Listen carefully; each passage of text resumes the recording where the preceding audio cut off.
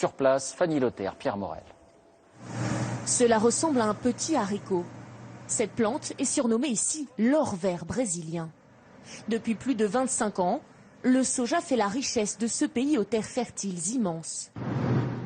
Pour admirer la petite graine, il faut voir les choses en grand, dans l'avion privé de ce fermier aux allures de businessman. Je vous emmène dans l'une des unités de ma ferme, elle fait 50 000 hectares. C'est beaucoup? Oui, c'est beaucoup. Vous voyez, là, il y a 25 ans, il n'y avait rien. Il y avait quoi? Seulement de la forêt. Et aujourd'hui, le soja est devenu, je dirais, le carburant de l'humanité.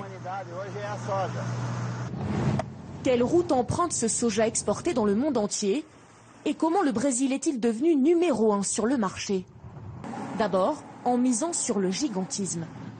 Nous sommes au cœur de l'état du Mato Grosso, le grenier du Brésil.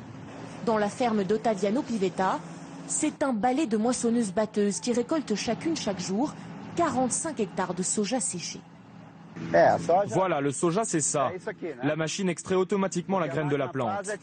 Pendant la récolte, il faut aller très vite. On récolte et on plante dans la foulée pour ne pas perdre de temps. Car bientôt c'est l'hiver chez nous et il va parfois pleuvoir sans s'arrêter pendant 8-10 jours. Et il faut que la plante pousse dans ce temps-là. Cela permet au sol d'être beaucoup plus rentable. Un soleil de plomb et des pluies abondantes qui permettent ici de récolter des nouveaux plants tous les 2 mois et demi. Un record. Deuxième raison de la productivité brésilienne, le choix des OGM. Le Brésil a décidé de cultiver du soja génétiquement modifié. La majorité de ces plants sont des OGM. Parce que pour nous, c'est plus facile, plus résistant aux insectes, aux intempéries. Du coup, ça pousse plus vite et c'est moins cher. Ça facilite beaucoup le travail. Résultat, le soja brésilien est vendu 350 € la tonne, 100 € de moins que son principal concurrent, les États-Unis. Moi, je suis très fier de planter du soja. Vous savez, ici dans notre région, tout le monde vit du soja. C'est le soja qui emploie ou crée de l'emploi pour la majorité des gens. Car dans cette région autrefois pauvre, le soja profite à tout le monde.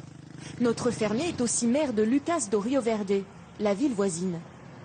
Ça, c'est un de nos centres de santé pour les familles. Il est tout nouveau. Il a été inauguré la semaine dernière. Grâce aux 20 millions d'euros de recettes fiscales annuelles générées par l'industrie du soja, il a construit des rues goudronnées, un hôpital flambant neuf et des écoles dernier cri, un luxe au Brésil. Vous savez qu'on va bientôt vous construire une piscine et un terrain de sport? Dernier atout de la graine brésilienne, les routes que le pays met à son service. 1500 km à parcourir et un embouteillage de camions chargés. Nous sommes ici au bord de la BR 163, appelée aussi la Transamazonia, une percée de plus de 1000 km au cœur de la forêt amazonienne. Ce sont des milliers d'hectares de forêts vierges qui ont été abattus pour permettre à ces camions de transporter le soja du sud vers les ports au nord du pays. Cela fait 10 ans que ce chauffeur poids lourd conduit sur cette route du soja perpétuellement en cours d'agrandissement. Et à chaque voyage, c'est un peu plus de forêt qui disparaît. Le gouvernement a voulu construire la route la plus directe pour arriver au port. Alors oui, il a fallu couper. Mais il y a toujours une grande partie de l'Amazonie qui est toujours préservée. Et puis, c'est un mal pour un bien. Il faut bien pouvoir développer notre économie et amener le soja le plus rapidement à destination. 3 jours de route et plus de 26 000 litres de carburant dépensés plus tard.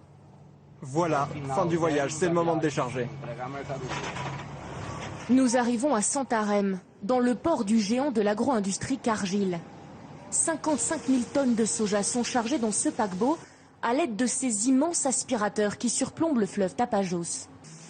Direction l'Europe, l'un des plus gros importateurs de soja brésilien.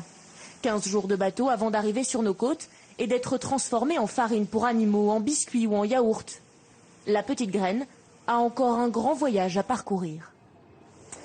À l'étranger encore.